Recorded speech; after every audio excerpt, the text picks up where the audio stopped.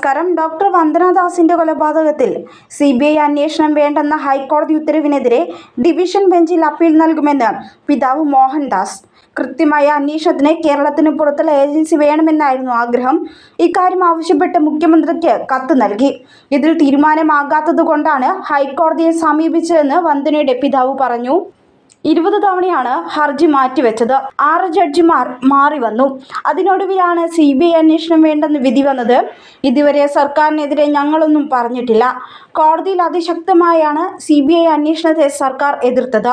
അത് എന്തിനെന്ന് മനസ്സിലാകുന്നില്ല. ADGP ഉൾപ്പെടെ ഉയർന്ന ഉദ്യോഗസ്ഥർ ഹാജരായി ഞങ്ങളുടെ വാദത്തെ എതിർത്തു.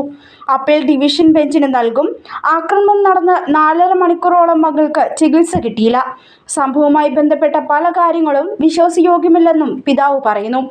സംഭവസ്ഥലത്തുണ്ടായിരുന്ന പോലീസുകാർ അക്രമിയെ പിടിച്ചുമാറ്റാൻ പോലും തയ്യാറായില്ല. ഒപ്പമുണ്ടായിരുന്ന എല്ലാവരും ഓടിമാറി. മകൾ നിലവിളിച്ചിട്ടും ആരും രക്ഷിക്കാൻ വന്നില്ല.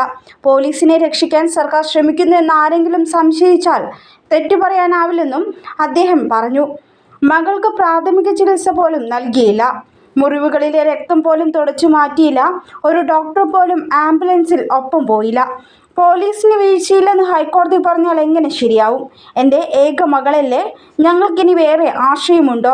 ഞങ്ങൾക്ക് സത്യം അറിയണ്ടേ എന്നും പിതാവ് പറഞ്ഞു.